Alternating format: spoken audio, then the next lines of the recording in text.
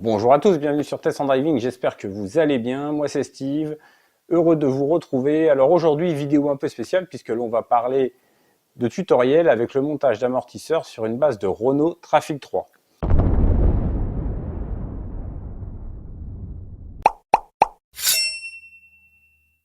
Alors cette vidéo, elle est née pourquoi? Parce qu'en fait, Olivier, un abonné et propriétaire d'un van Enroad Trek 5, m'a demandé si je pouvais l'aider à optimiser la tenue de route de son véhicule.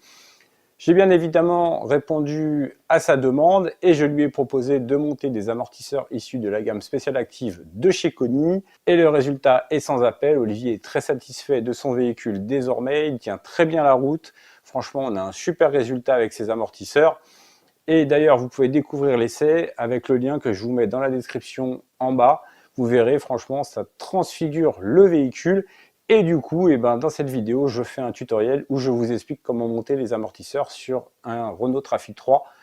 Mais avant de visionner cette vidéo, je souhaite vous rappeler les consignes de sécurité. Surtout, ne prenez pas cette opération à la légère. C'est une opération qui peut être très dangereuse, le remplacement des amortisseurs. Et pour travailler en toute sécurité, on travaille soit avec un cric, soit avec un pont.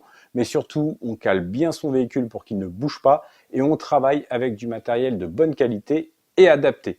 Alors, petite surprise dans cette vidéo, aujourd'hui, si vous êtes propriétaire d'un van Enroad Trek 5 ou d'un Renault Trafic 3 et que vous souhaitez changer vos amortisseurs, je mets à votre disposition 20 bons avec une remise de 15% valable sur l'achat des amortisseurs issus de la gamme spéciale active de chez Koni.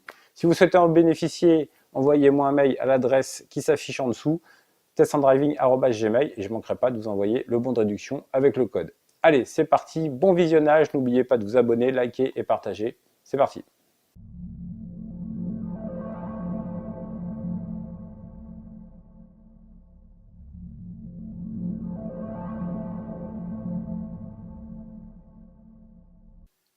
Après avoir bien calé votre véhicule, procédez au démontage de la roue. Ensuite, avec une clé appropriée et un cliquet avec un embout à laine, procédez au démontage de l'écrou de la biellette de barre stabilisatrice. Ôtez l'écrou et dissociez la biellette de barre stabilisatrice de la jambe de force. Ensuite, pensez à enlever le tuyau de frein qui est attaché à la jambe de force.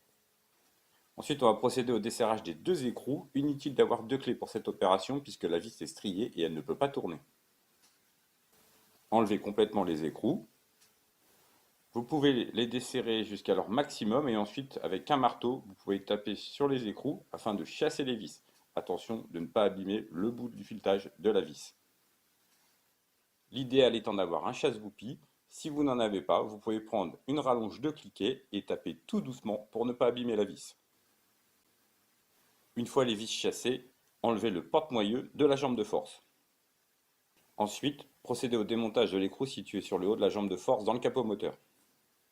Une fois à l'établi, bloquez bien votre comprime-ressort dans un étau, sur lequel vous avez positionné votre jambe de force avec le ressort. Veillez à ce que le ressort soit bien pris dans les encoches du comprime-ressort, c'est une opération dangereuse qu'il ne faut pas sous-estimer. A l'aide du cliquet, comprimez le ressort jusqu'à ce que la jambe de force soit libérée du ressort. Lorsque la jambe est libérée, procédez au démontage de l'écrou situé sur la tête de l'amortisseur.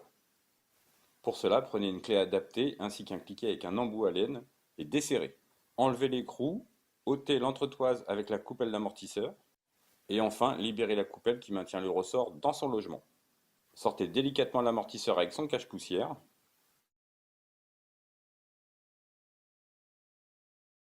Ne vous inquiétez pas pour la longueur de la tige, il suffit de tirer sur le nouvel amortisseur pour qu'il vienne à la même hauteur.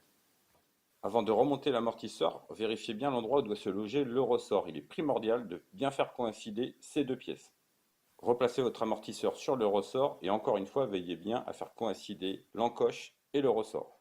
Placez à nouveau votre coupelle de ressort et encore une fois, veillez à ce que l'encoche soit bien positionnée par rapport au ressort. Montez une coupelle d'amortisseur neuve, placez votre entretoise et votre écrou. A l'aide de vos outils, procédez à un premier serrage et ensuite prenez une clé dynamométrique pour serrer au couple préconisé par le constructeur. Desserrez le comprime-ressort afin de mettre le ressort sous pression. Pour le remontage sur le véhicule, procédez en l'ordre inverse du tutoriel et ensuite procédez à un serrage complet de tous les écrous avec une clé dynamométrique au couple préconisé par le constructeur. Alors à l'arrière, l'opération est moins compliquée, mais en revanche, on veillera à mettre la roue au sol pour le démontage des amortisseurs. Pour le démontage, desserrez les deux écrous situés derrière la coupelle qui se trouve près de la roue. Ensuite, procédez au démontage de la vis qui est située sur le haut de l'amortisseur près de la caisse.